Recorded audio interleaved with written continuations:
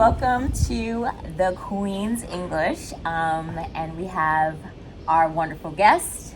Hello, Jovan Dansberry. And we have... Hi, Norm Simon.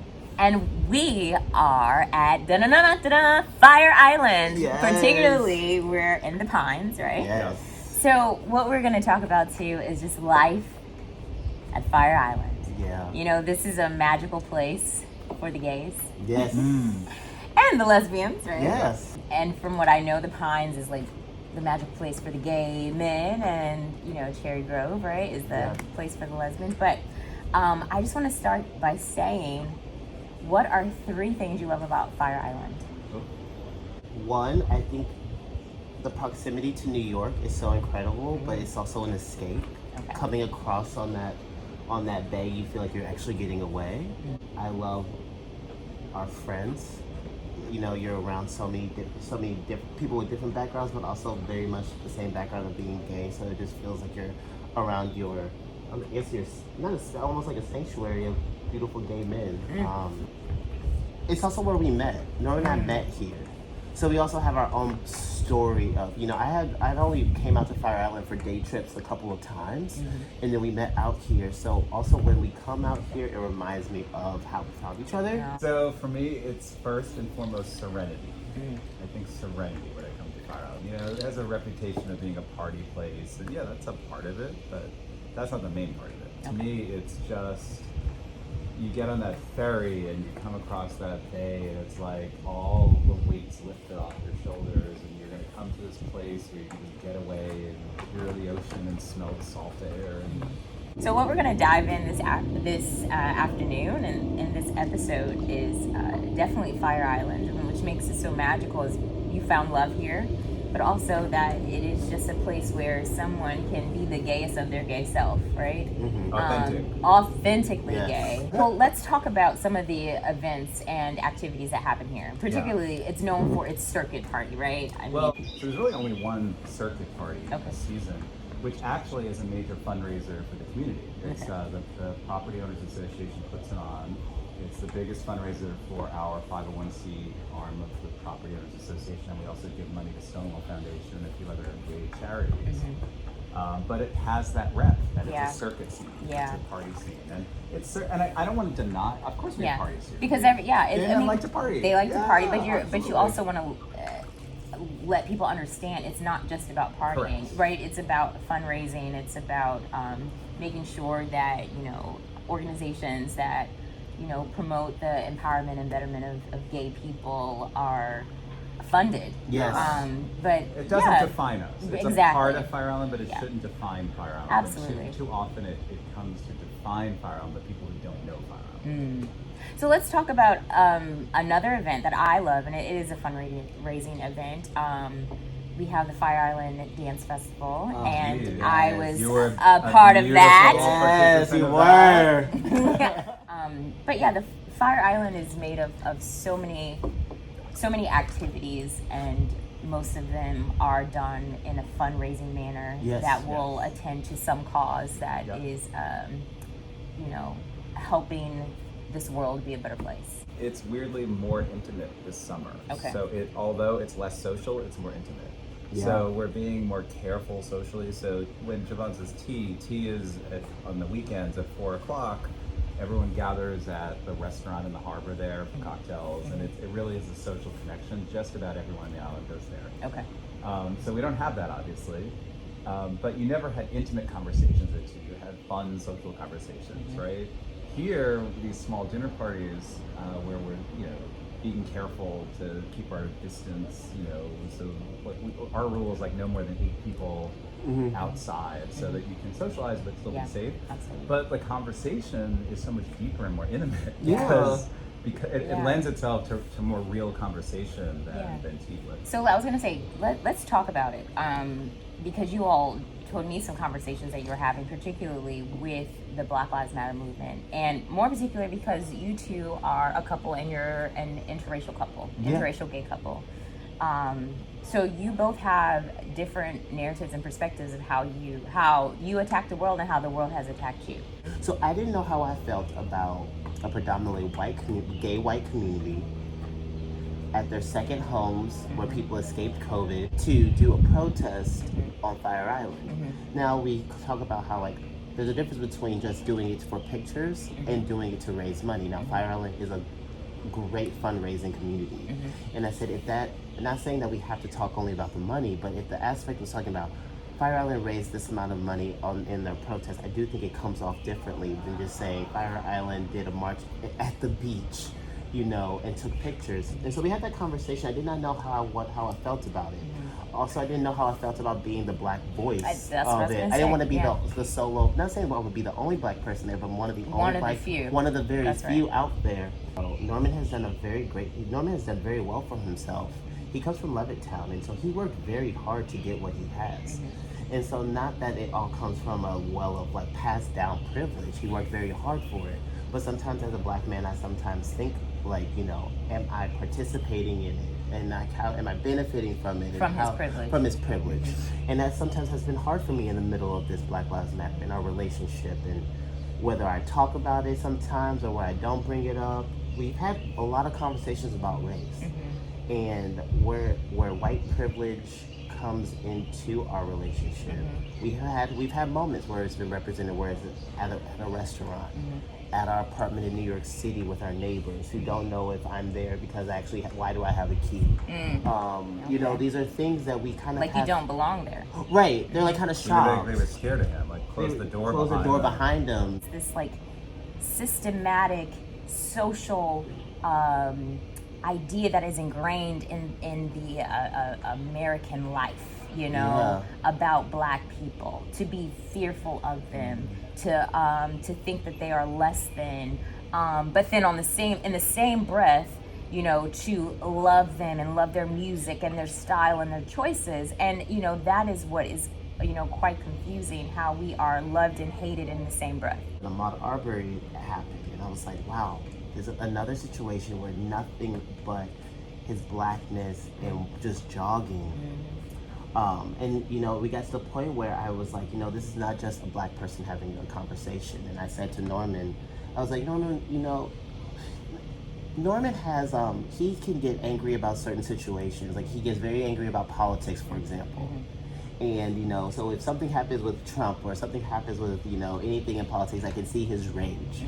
But his rage wasn't coming out when Ahmaud Arbery happened. And we weren't having conversations. And I said to him, I was like, I would love for you to be just as angry about this situation as you get about politics. And then we got into the conversation about Ahmaud Arbery and Black Lives Matter. And do you feel that rage? That rage that you feel when something happens in politics? Do you feel that when a black man is killed? Would you wear a Black Lives Matter t-shirt? And he did not believe, at that moment, he didn't think that it was for him. Okay. He thought it was ours. So let's pause. So let's get your take on that. Yeah, so Jōvan actually said, would you wear a Black Lives Matter shirt?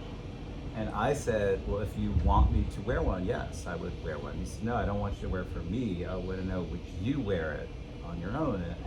So this was, Ahmaud's death was about 2 weeks before George Floyd's death.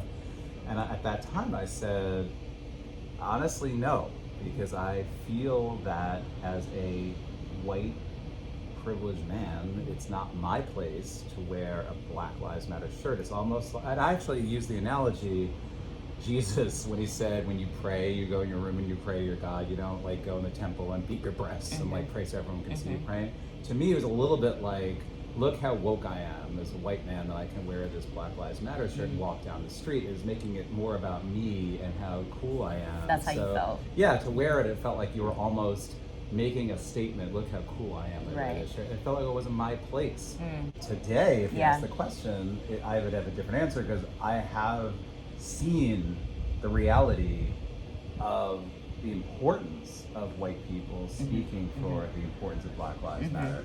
The world has literally changed in 3 weeks' time, where my eyes were open and I have a different perspective about that. Can you explain? Because that's something, truthfully, that I am a bit still perplexed about. Yeah. How did the white lens change that quickly, that abruptly, and it's like the lights were off, and then all of a sudden the lights are on, and it's like, it's hard to explain. Yeah. I think that a lot of factors came together. So, first of all, it was horrific the video. But the video is horrific in all these cases. That's right.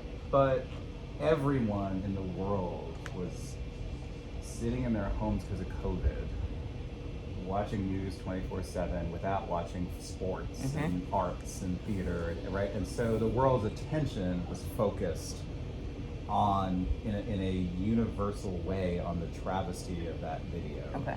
End of the week, you started seeing the faces in those crowds, and I was proud to see the diversity. I was very touched when you saw Iowa, like with a population that was 97% white, and there were hundreds of people out there standing for what's right in the middle of like Iowa. Yeah, it was a kick in the ass. Yeah. Like, why am I not out there too?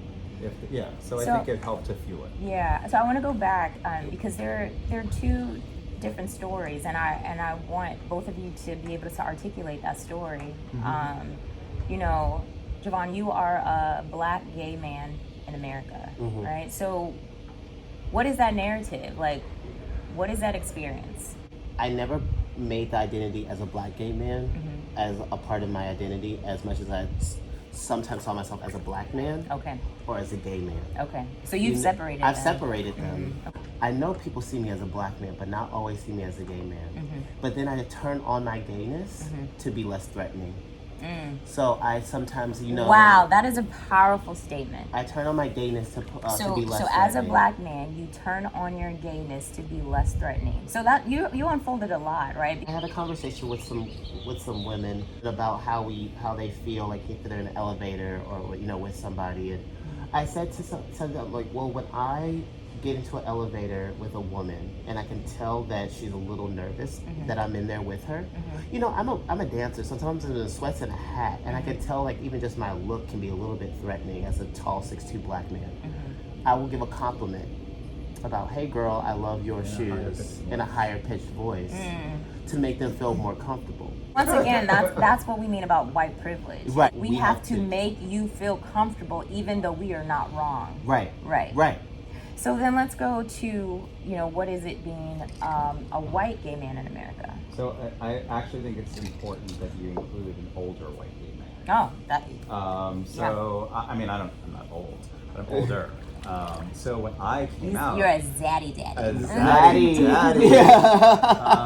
When I was coming out, it's a very different world than it is today to come out. That's right. So I came from a conservative, Catholic family, and I was hugely in the closet, and there were no gay role models. There were, my perception of gay was you had to be effeminate, you had to be a cross-dresser.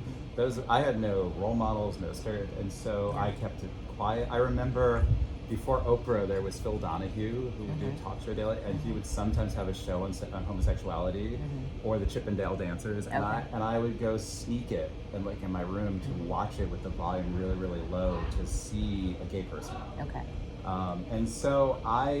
But I feel that it's a gift because I'm now an out proud gay man, and I had to get there, and it was hard. But I do think that it's a gift to know what it's like to be marginalized. I'm not equating at all the experience of Black Americans and gay Americans because I recognize the difference. There's a huge difference. Yeah. No, but I would. I think that having gone through that has made me see things through a different lens. That's right. And it's just like I can never know what it's like to be Jōvan. I never can. I mean, I know I'm white privileged. I even white privilege to another degree, I think. I think economics are important. So I think growing up, and I'm not suggesting I lived in the slums in Lowtown, and I had a good upbringing, but it's a lower middle class / working class environment. And it's like, I didn't have things handed to me on a silver platter, and it's a gift, I think, to have that in life. I'm going to bring over white privilege because I think this is a great time just to read the definition and just to talk about that. So white privilege, noun. The inherent rights and immunities granted to white people. See also privilege, cisgender privilege, male privilege, straight privilege. White privilege begins at birth. Your skin color gives you a sense of protection, access, entitlement, and means to move about your life without being a target. I think it's good that there's an awakening to it. I think a lot of white people don't think in terms of having privilege. So I think it's good to be. Maybe that's part of white privilege, Absolutely. not thinking you even have privilege, because it just is sort of your being. Mm-hmm. So my brother is 5 years younger than me, and kind of dresses like T-shirts and jeans, like and disheveled. like, chill. We walked into the restaurant, and so I'm with, it's me first, and then his brother. We didn't have a reservation, but we walked in, and there was one table left, and one of the servers said, "Oh, you can sit at that table." But then the manager came over to us and was like, "Excuse me, what are you doing?" 31 years of my life, I've been a black man, and I still don't know how to respond to these situations. I just know how to retreat a little bit. And Norman comes in right away, and he's like, "Hello, we were told to sit here." And I got I said, "Excuse me, we were just told to sit at this table." And he said, "Oh," and he backed up immediately. Even in restaurants, if something's going wrong, it will require me to be really upset to finally say something, because I don't want to come off as an angry black man. Because of the color of your skin. Yep. But to me, it does more harm for you not to speak up than to speak up. Yes. Because at the end of the day, if you speak up, and even if you get the backlash, then just believe that the next person that's able to speak up, they're going to be able to inch a little bit further. Yeah. You just said too that you don't want to live in a place where people don't all have this privilege, or not as don't all. It becomes the norm. It should be the norm for everybody. It should be the norm that everybody is respected equally. Yes. And so, but you do see the dynamic of our society right now where the power is held. Absolutely. And so that's why it is important for you as an individual, being older, being gay, being white, and also having a socioeconomic status that gives you say and power to wear that Black Lives Matter shirt. Right. Because you are an ally to the person you love. Yeah. Conversations are going to continue to happen, and it's about our identity as an interracial couple, but it's also our identity as individuals as well, with our relationship to somebody of the opposite race. Yeah. I mean, there's always battles. There's always battles. There's battles that are going to keep going for a long, long time when you're a black person or a person of color. There's battles that are going to continue to go on when you're part of the LGBTQIA plus community. It's like when you're not something that is considered normative, there's going to be battles and challenges with it, and it's just up to us to just navigate through as best we can and just advocate for that type of equality and that type of justice and respect that we desire. Our interracial relationship is not going to ever not have its obstacles.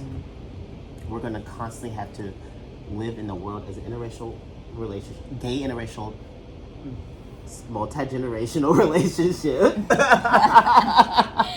But we're always going to have these things that we have to deal with, but that our relationship identifies in a certain way, we individually identify in a certain way, and nothing's going to be normative besides the fact that we're different. That's right.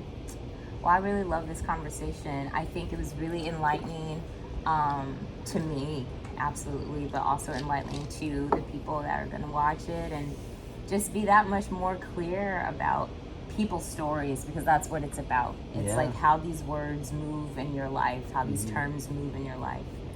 So I do appreciate you all sharing your story with us. We're happy to. Thank you, Chloe. And we out.